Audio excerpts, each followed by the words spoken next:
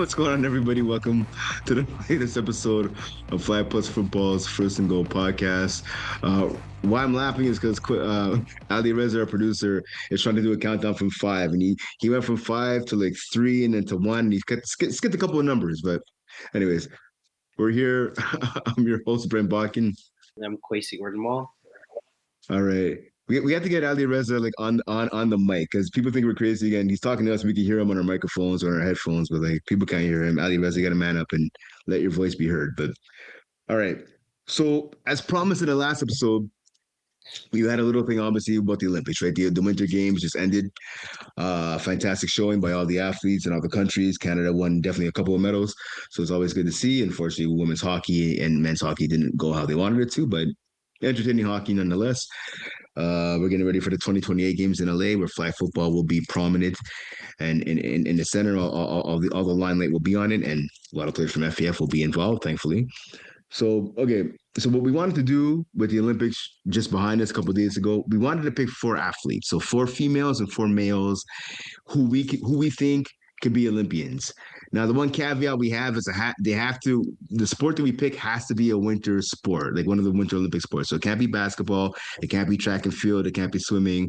It has to be somebody from the FPF community that's going to play a Winter Olympic sport. So hockey, snowboarding, all the different types of skiing that you see, all that is fine. Curling, if you will. So I mean, all that is fine. Speed skating, right? So winter sports. So Quaysie, I don't know where he went. He's gonna relog. He's gonna log back on and join us. I'm gonna kick it off with my team. So I'm gonna start with ladies first. So I have on my team in terms of who I think can play a winter sport here. I'm gonna start off here. First lady I'm gonna choose is going to be Jessica Buzzy Tappin from Sub Zero. So phenomenal athlete. She is one of the best rushers, period, male or female here in FPF. I've said this plenty of times on the podcast. She's also good people too. Had a chance to talk to her a couple of times last season. Haven't had a chance to catch up this season. Want to get her on the podcast too. So hopefully she'll agree to come on.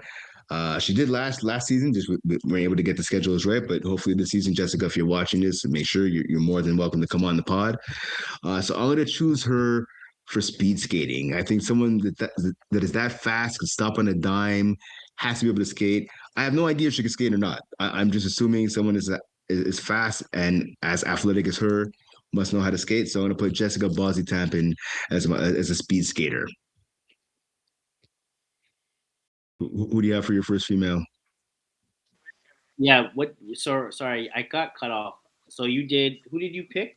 I picked Jessica Bosby Tampin from Sum Zero. I have her as my pick for a speed skater. Okay, that's the only person you chose so far.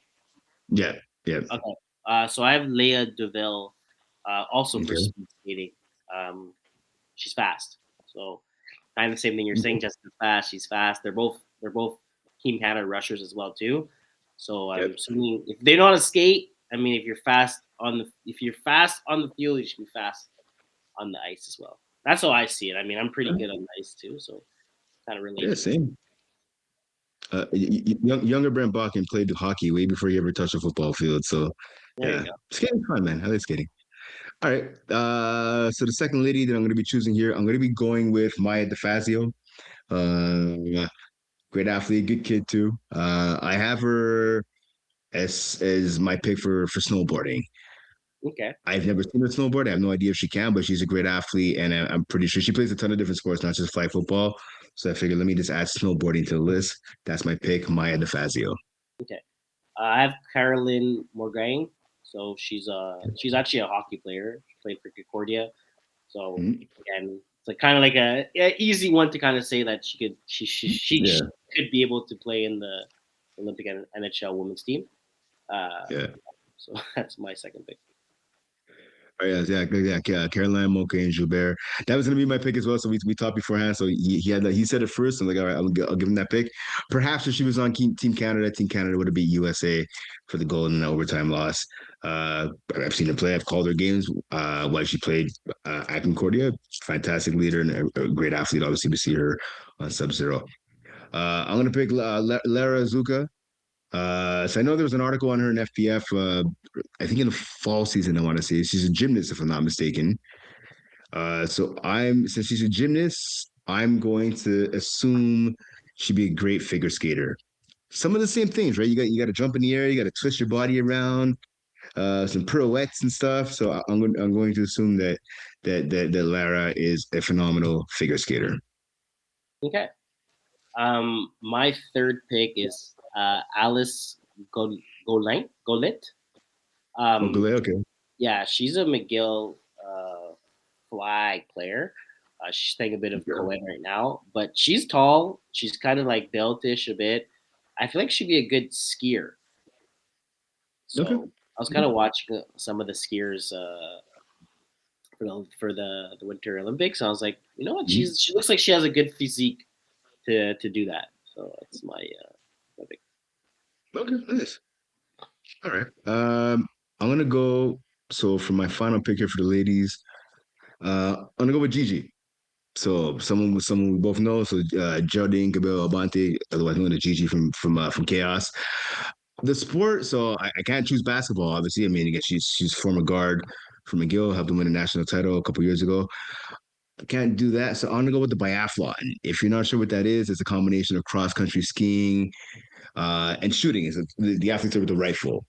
So she was kind of a killer on the basketball court with her shooting. I'm going to assume I could transfer that over to holding a rifle, and she'd be pretty accurate on the shot. And again, she's someone who hopped into flag football and pretty much has taken it by storm in the last couple seasons. And again, great person, a phenomenal athlete. So I'm going to choose Gigi for the biathlon. Okay, nice. My last pick is the quarterback from Hibu, Dorian Roy Burrow. Um, Okay. I have it for curling. So I watched a bit of curling, and I feel like quarterbacks would be pretty good at it. You kind of have to take the whatever the circle thing and like kind of Rock. yeah, exactly. So I feel like you have to be precise. You got to know where you're aiming at too. So I feel like a lot of quarterbacks should be good at that. She's having a really good year this year for her women's three team. I saw her play Okay. one. She's a good quarterback. So I feel like if there's a sport that she had to do in the Olympics, I think that's one of them she would achieve. She would what one of them she'd be able to do. All right. So I went first with the ladies. So you go first with the guys. Yeah, so the men's side, sorry. So my first guy is Anthony Breezewa for bobsled.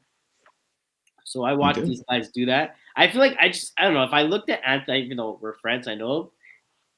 If I had to pick someone, I think he's someone that I would choose. I'm like, you definitely could do bobsled. So I watched a bit of it on TV, and I feel like he has the body built to do it.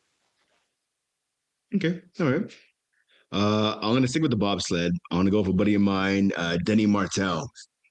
So Martel actually got his came back this season from injury. He missed last season, I believe, due to a torn ACL. You always see those bobsled guys. Some of them are actually former rugby or former football players. Denny Martel, former tackle football player as well. Great dude, too. And I think he'd be able to make that transition. He's not the tallest guy, but he's kind of like stocky, like strong, right? He's a strong dude, and you need to have that strength, both upper and lower body to be able to push that sleigh. So yeah, I'm gonna pick Denny Martel for the bobsled. Okay.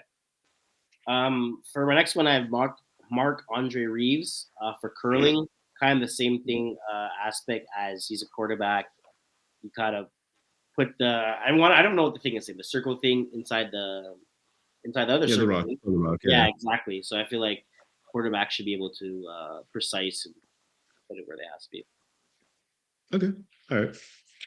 I'm gonna go with Alex Zablisky, as quarterback for the Legarda Took. A couple other he plays on a bunch of other teams. I'm gonna have him as for speed skating. I think he's fast on the field and he's explosive. So I think that would translate perfectly to speed skating. Okay.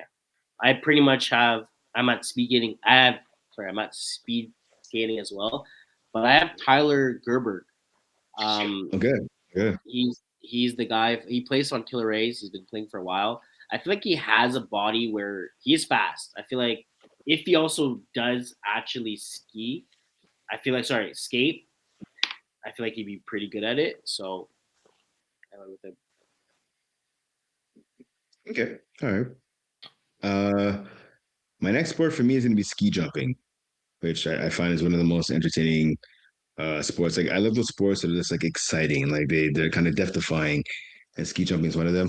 I'm gonna put the main man, Jean-Louis Alexis, is my pick for ski jumping. I have no idea if he could ski, but we've all seen probably I think the most athletic guy or the best athlete in FPF period, and put him on some skis, and I'm sure he'd be able to leap high into the air. And yeah, so Jean-Louis Alexis ski jumping is my sport for him. Okay, nice. My last one is gonna be William Power, and I have him for snowboarding.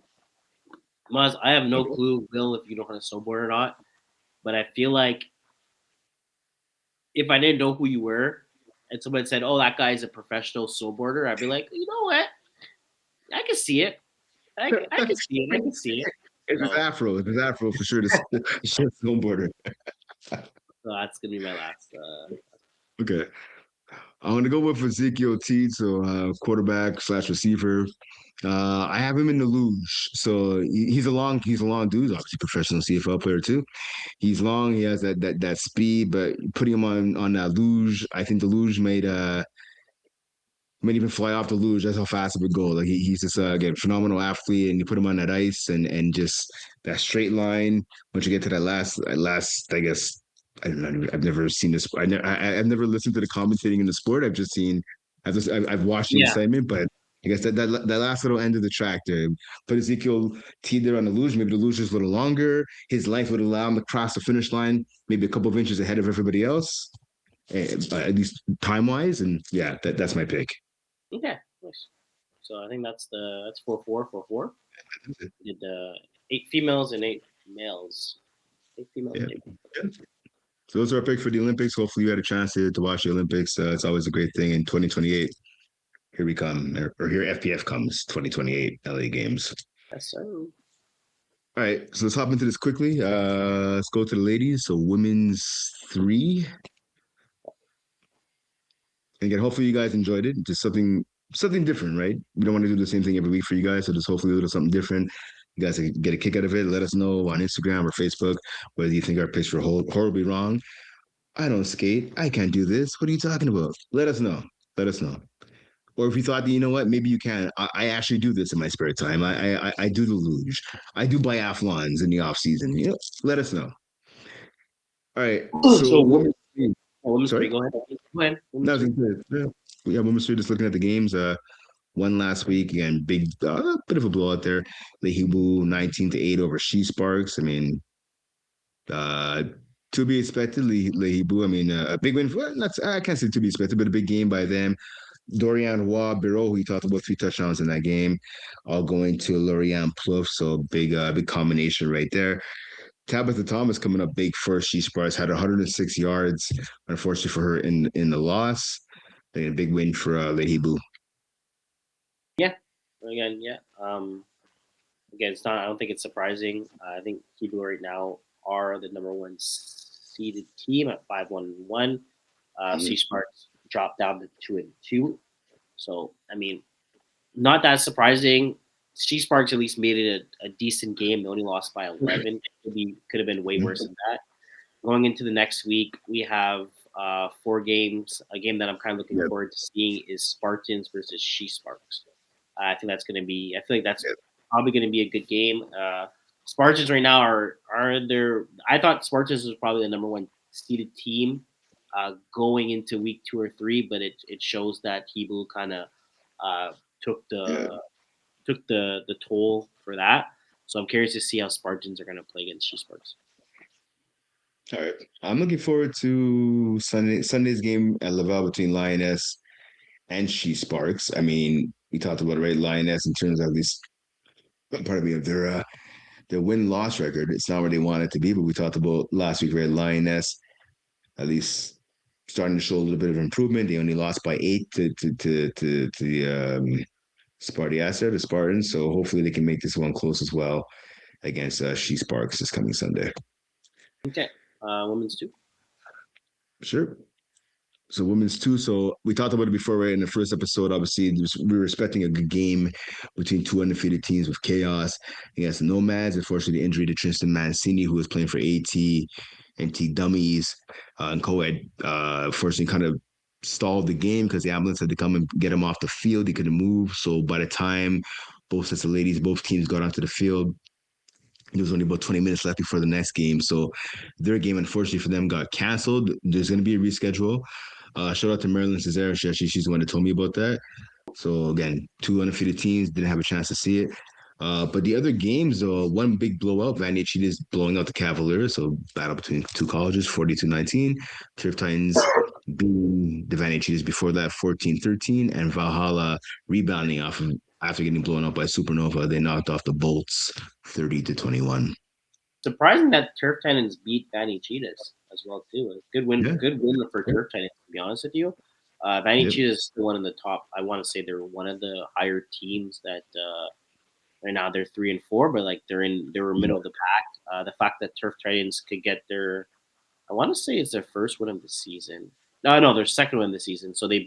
they beat Powerpuff, and then they beat they beat Vanny Cheetahs. So again, they're a team that kind of made that jump into women's two. So like right Mhm. now, it doesn't look that the jump doesn't look so bad. You know, the first two games Yeah. they played. I want to say the top five teams. They played Gene Killers and they played Chaos. They got destroyed by both of these teams. They come back. They play a less good of a team, Powerpuff, but then a decent team for Vanity Cheetahs. So they got two wins there, and they moved to 2-2. Yep. All right. In terms of games this week that I'm looking at, I'm gonna say, I think for me it's gonna be Supernova. They're taking on Chaos actually. So that game is coming up. Let me just double check on the schedule. It is taking place, I believe, Saturday. Yeah, this Saturday, February 28th. At Stady Bear. It's gonna be a 10 o'clock game. So Supernova, like I said, coming off of a big beatdown of Valhalla 2 Saturdays ago, 47-6. I mentioned the performance of Ray Mason. She was phenomenal in that game. It was the first game of the year, so hopefully she's gonna be back. And it's going to be a good test for her taking on a veteran Chaos Golf. A lot of good defenders on that team. So hopefully the Supernova team that showed up against Valhalla will show up against Chaos.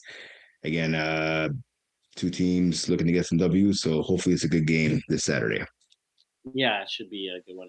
I have Dream Killers versus La Sorciel.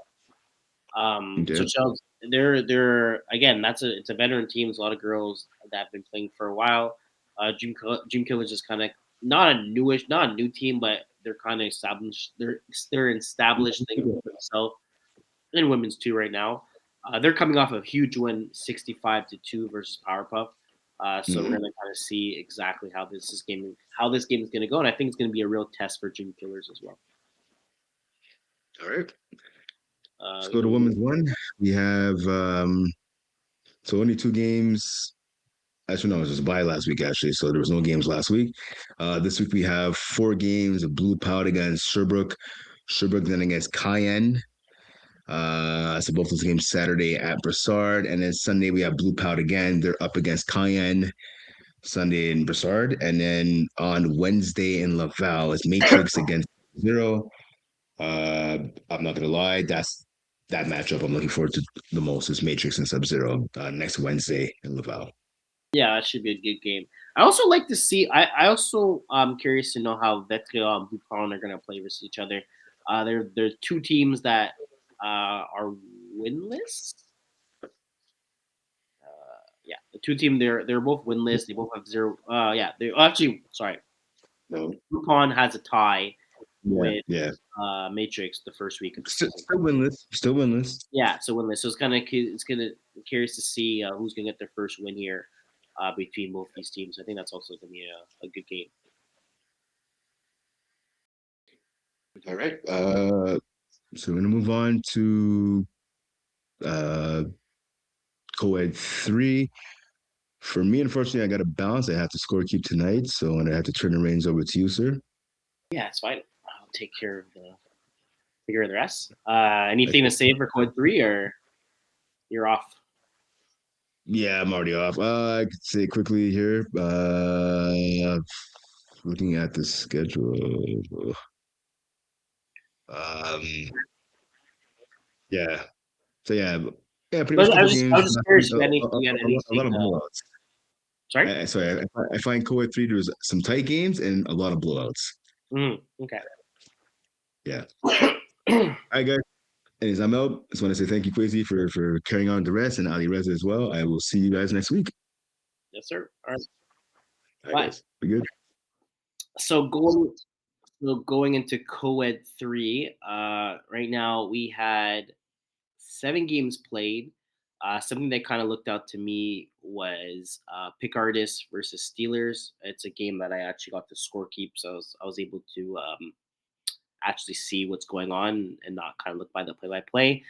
Pick Artists won that game 46-32. Steelers were struggling at the beginning.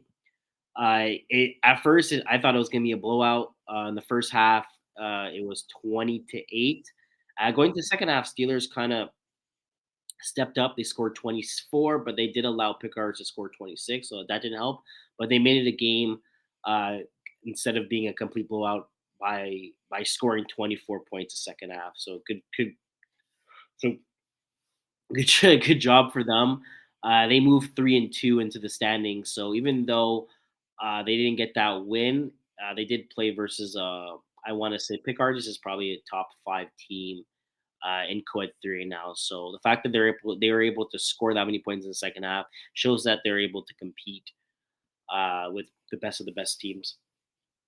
Going forward for the basically week 9, we have 8 games. A game that kind of caught my eye is Levier. Sorry, no. A game that kind of caught my eye is gonna be Shakira 2.0 versus End Zone Cartel. So looking at Shakira 2.0, right now they're 5-1, so they're pretty much leading the pack of their division. End Zone Cartel is 5-0, so we're gonna have two teams that are pretty much the top of the top. And it's gonna be interesting to see who's able to get a win. Is Enzo Cartel gonna get their first loss of the season? Um, between these two teams. One thing I do have to say, yeah. So Shakira 2.0, they're 5-1. Their first loss of the game, their first loss of the season came between uh, you touch it, you catch it. So that was back in February 16th. So they're kind of fresh off that loss. So the fact that they're playing, so actually no, I'll take that back. They play catch my balls first, and then they play end zone. So they kind of have a back to back where they play on Wednesday. So they play on Sunday on March 1st, and then after that Wednesday, March 4th. I think they're gonna be able to take care of catch my balls. Right now, catch my balls is kind of struggling. They're 0-4. So hopefully they can make it a game. But I think that's going to be a kind of a tune-up game for Shears 2.0 until they play Enzo Cartel. So I think that's going to be a good game. Again, you have the top two. You have pretty much the top two teams in the division. Right now, you have Shakira as a 2.0 at 5-1, as I said, at number 3, the third seed, and then you have Enzo Cartels that are 5-0 at the 2 seed. So they're definitely one team's going to jump the other, and we're gonna kind of see who's the better team between these two teams. That's it for co-ed 3. We're gonna hop into co-ed 2. Looking at co-ed 2, just kind of looking at the standings. Um, just gonna let it pop up. Look at the standings. We have 19 teams. Um, there is 5 teams that are not going to make playoffs. There's a couple good games that did happen this week. I was able to catch some of them. One game I do want to mention is just gonna look at it here. Tea Party. No, sorry. So Tea Party played 2 games this week. They played all day, every day, which they ended up winning that game. Very sloppy play by both teams. The game ended 18-13, but Tea Party got that win. Much needed win for them. So they moved up. They moved up in the record. They haven't played in games for a while, so they moved to 2-2. But then they lost. Then they lost versus Back That Pass Up, 38-37. They lost in overtime. So unfortunately, they had a game on Saturday, and then I believe they played the next day on Sunday, and they end up losing that game. So they moved to 2-3, going to into the standings. They sit at number 11, so there's still lots of games left. They've played 5 games, so they have 5 more left. A team I also want to talk about right now is Block Party. So Block Party is a team at first when I first watched them play, I was not too impressed. I didn't think they were that good, but they were proved me wrong. They've won the last. I think they won back to back championships in co-ed three, not the previous year. That was mixology or mixology that's done it, but they're the team that has won it before mixology came in and Block Party went to co-ed two. So the fact that Block Party right now is in co-ed two, they're beating a lot of teams. So they lost week one versus Michael Scott Tots, but after that, they just been on a rampage. They beat Sour Patch Kids by 22. They beat Party Mix by 42.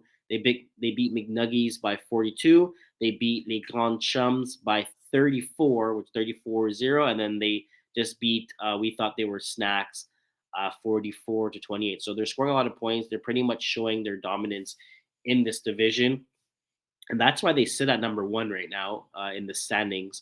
Going through, kind of looking at their schedule, the games they have left, they have Venom. Venom's gonna be a very good game.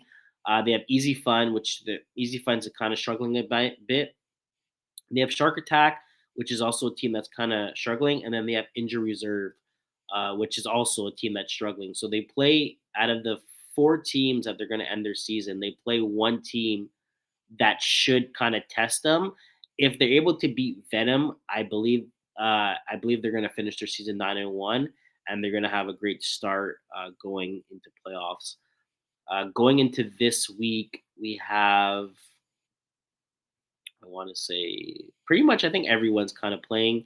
A game that I kind of wanted to look at, and I kind of just said Block Party versus Venom. I think that's going to be a good game. Um, the previous week, yeah. So I talked about tea parties. They were lost. Something I also want to go back. Block Party with the big blowout. That's also talked about. So that's pretty good. Easy Fun lost a tough one, 34-33. That's also kind of surprising. I thought Easy Fun was going to win that. We actually have 3 games playing tonight. So we have Party Mix versus Injury Reserve, both teams that are struggling a lot right now. Party Mix needs a win. Injury Reserve both needs a win. I believe Party Mix is 1-4, maybe 1-5, and then Injury Reserve is 1-3. So 2 teams that kind of need to win. Mavericks is playing back that pass up. So back that pass up just got a really good win versus Tea Party. They won 38-37. I mentioned they won in overtime. And they play a very good Mavericks team. Mavericks last season when they were in co-ed three, they kind of destroyed competition. So now they're kind of more into they're in the right division right now. They're 2-3. They've been struggling some games. I think it's to a point where they have to realize that they don't have the benefit of having the best athletes on the field. Their biggest advantage was they had the best. I want to say they had the best females athletes on the field, but now compared to a lot of teams, it's more balanced, which is, I mean, it's good because it's more competition for them, and it's a young team, so they're just going to get better here and there. So now they're going to play back that pass up to a point where this should be a good game. Um, um, both teams are are well. They both teams play well. Mavericks again, they're 2-3. They're looking to get that 3-3 record, and then you have back that pass up that just came off with a big win against Tea Party, 38-37. So I'm curious to know who's going to win this game and who's going to be able to jump up. If I had to say a team that needed to win more, I want to say Mavericks.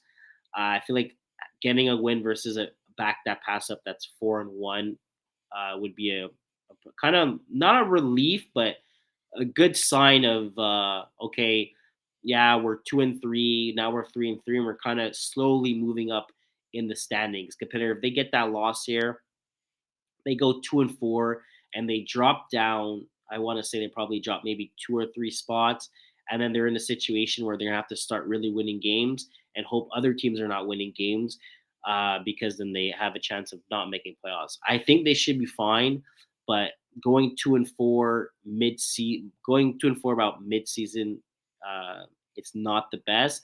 I think going 3-3 is going to be a bigger advantage for them. So that's a game that I'm very interested of seeing. That's going to be tonight. So going to have the results coming up for that game. And then going into week 9, so again, I said Block Party versus Venom. That's my game of the week. And if I had to say another game, I would go with Sour Patch Kids versus Shark Attack. So Sour Patch Kids is a team where they're new. I want to say they're new. So for them to, I want to say they're new. I'm pretty sure they're new. For them to kind of jump into Code 2, it shows a lot. Then they're playing versus a Shark Attack team that isn't new, um, kind of a newish roster, but same same about players that have been kind of struggling. They got the win versus ECW, so sorry, Shark Attack got the win versus Party Mix. Again, Party Mix is a struggling team, and then they got blown out from Mixology a week before that, and then they also lost versus Injury Reserve. So I think for Shark Attack, they definitely need to get a win here, and then Richie, the quarterback for Shark Attack, is going to have to make some good calls because their team definitely could need a win because they're kind of in the same boat as the Mavericks right now. They sit at 2-3. You don't want to go 2-4 going into week 9. You would rather go 3-3. So those are my two games to kind of look at and kind of like the game of the week. Going into co-ed 1, we had some interesting games. Gonna open it here. So we got to see the merge. So sorry, yeah. So going into week 8, basically, so last week, we had 3 games. We got to see the merge play Plenty of Fish. Silly Goose played Legades de Touk, and then the merge again playing Fit Squad. So my game of the week was Silly Goose versus Legades de Touk. I was kind of looking at the stats and stuff. I was kind of basically saying Kevin Wyatt is going to be able to do a lot against the Gadatug. From looking at the roster, it seems like Silly Goose was missing some players, so that's not the best. But they end up still getting the win. Um, Alex Sapanas threw 4 INTs, Kevin Wyatt threw 2. So 2 quarterbacks put together through 6 INTs. You don't see Kevin Wyatt throwing a lot of INTs at all, and you only made 3. You only threw the ball 13 times, 164 yards, 6 TDs. So those INTs helped Silly Goose defense extremely because you could see that he didn't really have to throw as much to score touchdowns. So this game ended 40-46. Silly Goose was ahead 28-14 to start the game off. So they were kind of in control the whole way. They had a late push at the end of the game, ended up scoring 26 in the second half, but it was not enough to get the W. So Silly Goose moves into, I want to say, 4-0. So right now they're undefeated. And the game that I'm really looking forward is Silly Goose versus the Merge. So that's going to be happening this week on Saturday. So we have Silly Goose that are 4-0, and we have the Merge that are 6-0. So pretty much the two heavy favorite teams to make the finals. I would like to say the Merge is coming off a back-to-back co-ed 1 championship. So they won the last 2. I want maybe 3, maybe back-to-back championship. But they're pretty much the team to beat. Right now they're the top of the hill. Everyone's kind of gunning for them, so they kind of have their championship to kind of protect, and their streak of winning back to back. Not many teams have won back-to-back championships, which is 4. So they're kind of starting a little dynasty over there. The Silly Goose again is a team that's familiar and new. They have Kevin Wyatt that's starting to play co-ed. I feel like he just wants to kind of throw the ball, and he kind of just likes throwing the ball. It's something I remember he had a little injury back then, so I think he just tried to take fully advantage of it. So the fact that he's playing co-ed 1, I think he just wants to play as much football as possible. But this is definitely going to be my game of the week for this Saturday coming up in Brossard. Hopefully it's field 2 because then I'll be able to scorekeep it. And then the next kind of games we have Lego My Flag versus the IG team. The IG team is struggling right now. They're 0-3, so they definitely have to get a win here. They play Lego My Flag. That's also a team that's, I want to say, they're probably the third best team in this division. So for the IG team, it's going to be a hard win for them, but they're definitely going to have to start doing some things. I'm not exactly sure what the issue is for them, but they can't go 0-4. It's not going to help them as much. They do play a struggling Plenty of Fish team week 10, but I feel like you need to start beating. I feel like you need to beat the better teams to feel ready when playoffs do come, because if you end up playing a team like the Merge or the Silly Goose in the first round, the second round, it's gonna be a lot of problems. So at least if you beat a team like Look at My Flag, you can at least say we beat one of the top teams. We definitely feel comfortable when it comes to playoffs playing a better team like the Merge or the Silly Goose for the playoffs. And then to end it off, you have Silly Goose versus Lego My Flag, which is also going to be a pretty good game. That's going to be on Tuesday, March 3rd.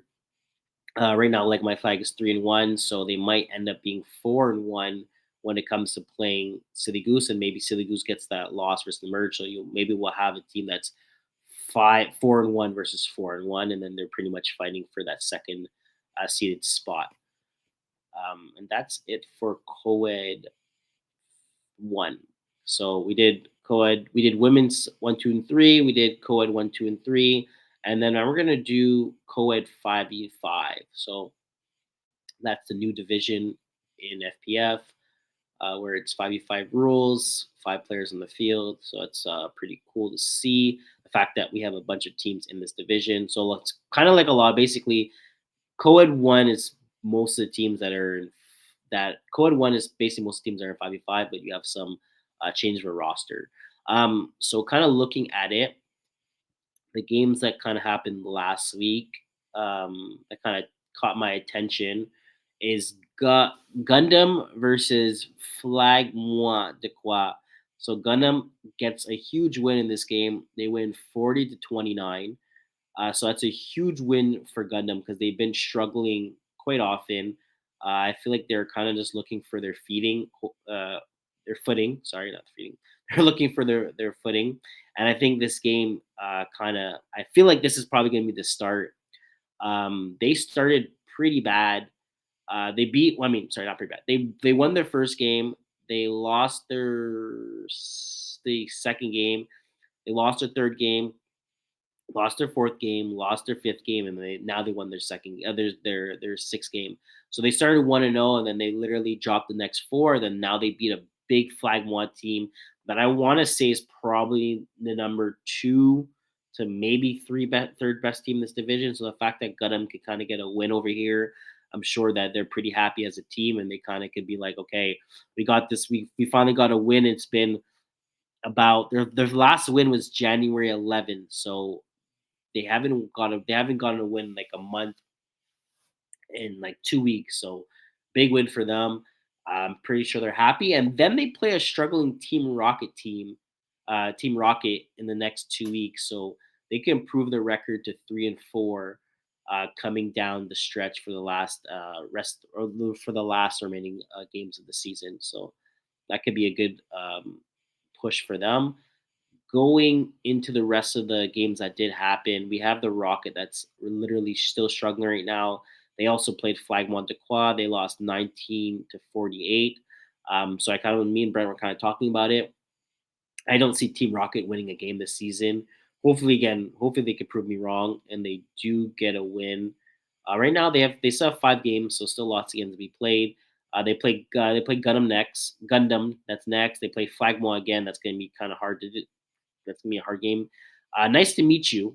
That's a game where I feel like they should put a put a point on their calendar for that game because right now, Nice to Meet You is 1-4, so that's also a team that's kind of struggling as well.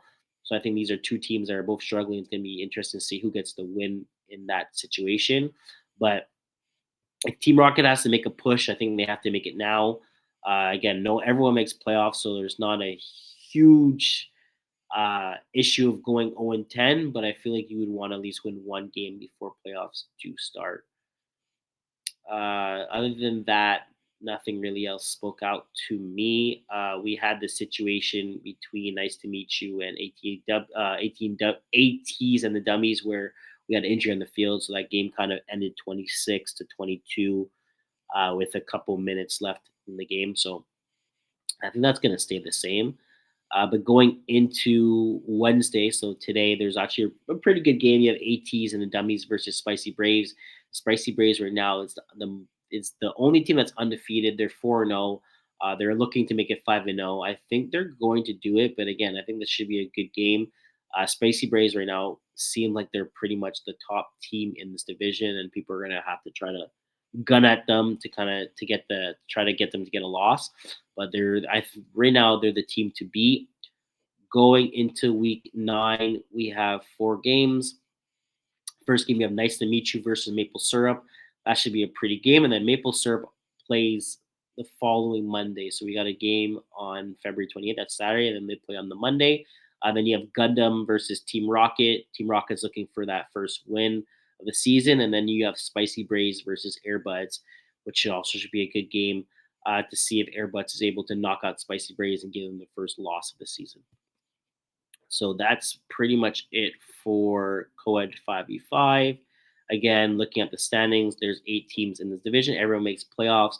So it's not the biggest thing if you don't win as many games, but you have to realize is if you're the lowest seed, you do play the highest seed, and that's something you would like to avoid because that's most likely an early exit in the first round. Let's go to men's intermediate.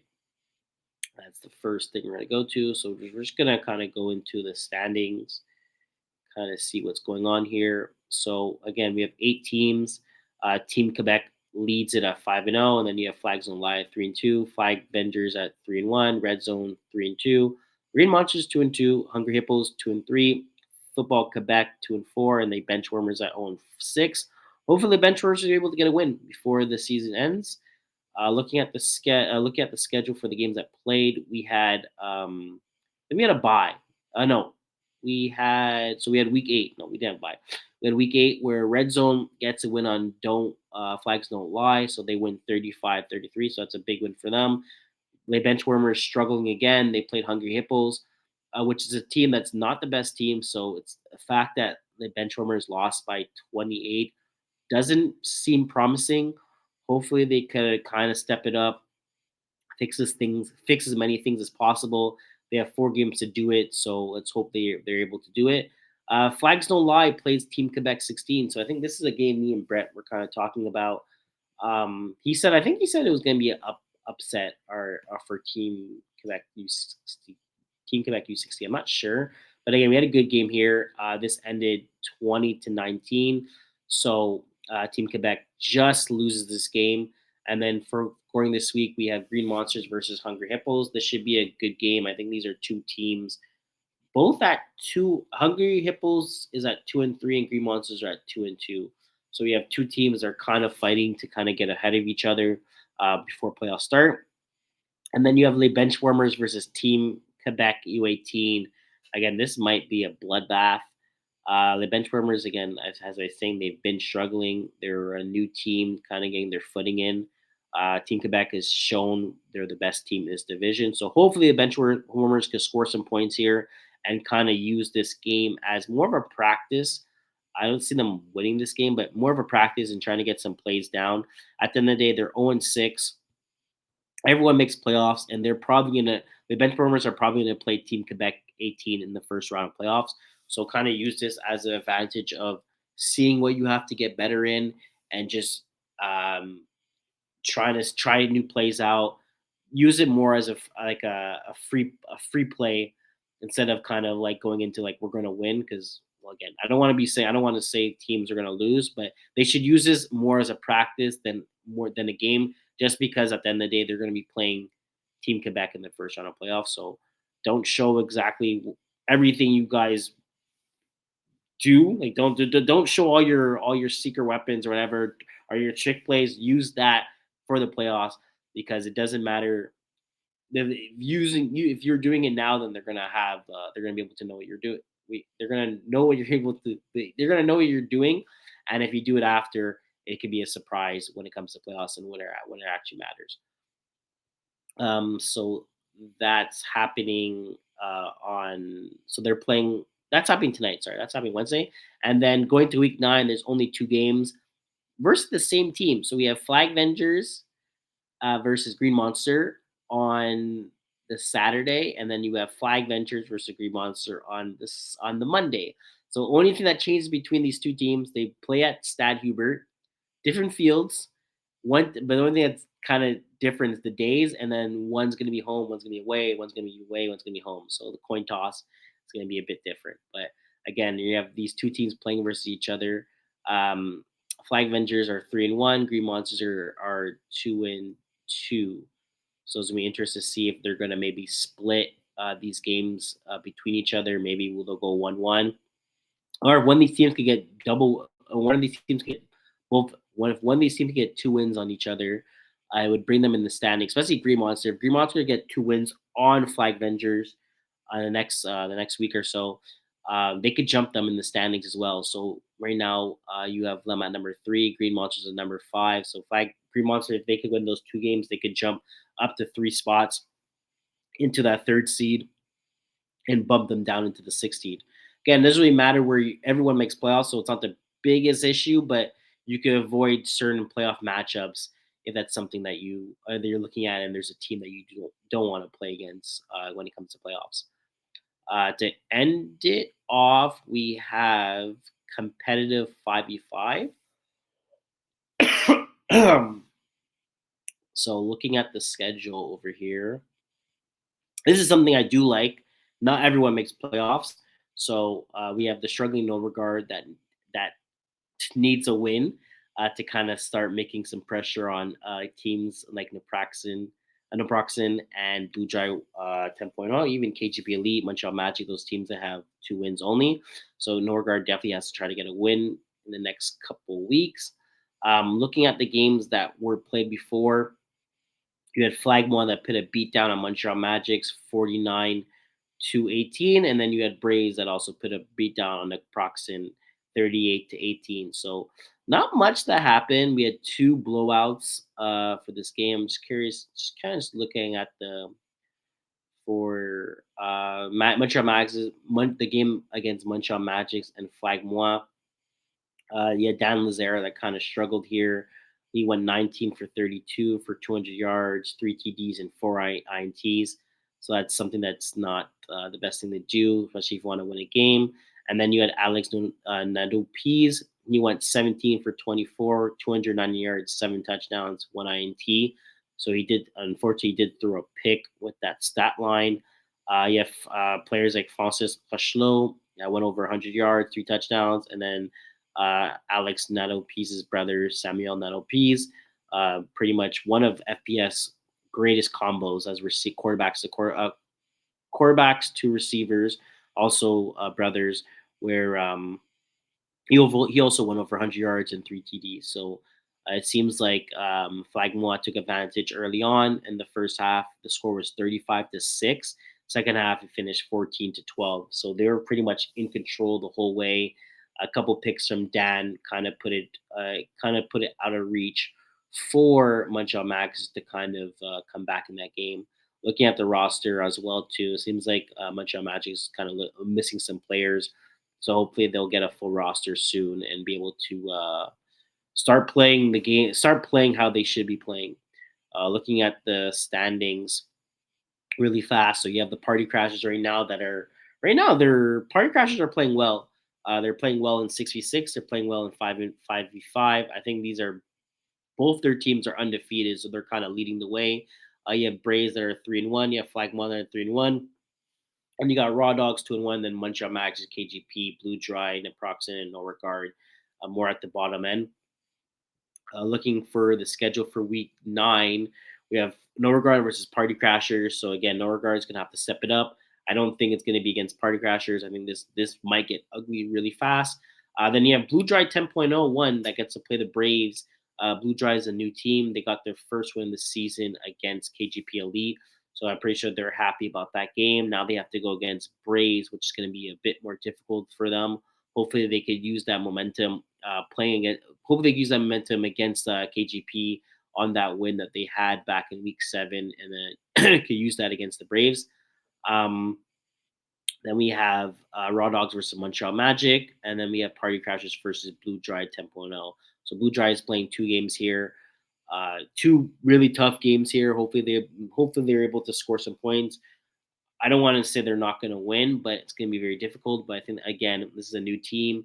Uh, they've went from intermediate to into competitive because they kind of wanted to show everyone who they were and the fact that they compete. So again, even if you're not winning games, you want to be scoring points and trying to make some defensive stops. So I think for them for going into the season, it's all about not winning as much, but when you get a win, take the win. But when you're able to score points and kind of show other teams that you're able to get on the scoreboard and that you guys could actually ball out, it's a good way to kind of show the league who you guys are. We actually do have a game on Wednesday. We have Montreal Magic versus Braves. So you have hopefully Montreal Magic actually has a roster because this could be a good game. It's a big rivalry game that usually Montreal Magic does play the Braves in the finals. So we get a little earlier matchup into week 8 versus these two teams that are playing. Other than that, that's pretty much it for 5v5. Again, as I said, everyone makes playoffs except for one team. So it's gonna, I think, as I was saying, I was talking to Brent. It's gonna be between the Proxen and No Regard. I think those are the two teams. Maybe Blue Drive they end up dropping a lot of those games, but I think the Proxen and No Regard are the two teams that are gonna be struggling the most. So it's gonna be interesting to see when these two teams actually finally play against each other. I think that's going to be more between. Oh, sorry, no, they did play versus each other already. So No Regard lost versus Naproxen 38. 38. Oh, sorry, No Regard lost in Naproxen 38-25. So No Regard, looking at the rest of the schedule, they Party Crashers, Raw Dogs, Blue Dry 10.1. So Blue Dry's 10.1 kind of gets one more win other than No Regard. No Regard is pretty much their season's going to be end. So Blue Dry, pretty much, you guys just want to at least win one more game before playing No Regard, and you guys should be safe and make your first competitive 5v5 playoff push run. That's it for 5v5. It's pretty much we went through co-ed. We went for co-ed 3, 2, 1. We went 5v5. We talked about the Winter Olympics. Told you guys who we thought were kind of double athletes and were able to compete and stuff like that. Something I also want to say is that so going into this season, a lot of people were kind of asking, um, is there going to be a rush award? Are we going to have a rush award? So this year, we're actually going to have a rush award. So all the rushers out there that have been complaining and saying, yeah, but how do I compete against someone that has pick sixes and how does it work and it's not fair? Well, this is your year. This is your season where you guys actually get an award and there's going to be a rush award.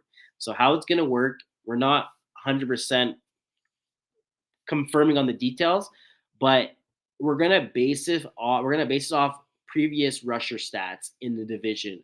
So let's just say you're playing Division 3. We're gonna base it on previous stats in the last past season that did happen, and then let's say the average is 12 sacks. You're not going to get the award if you have 7 sacks. It doesn't matter if you're leading the division in 7 sacks. If you have 7 sacks and you're better than everybody else, you don't get the award. You have to at least beat the average of what the average was in that division. So it's kind of saying like it does suck to a point where if you get like you're leading, you're like, oh, I'm the leading sack leader, I should get the award. But we're not going to just give the award to a player that just because he's leading doesn't mean he deserves it, right? You're an all star, and all stars deserve awards.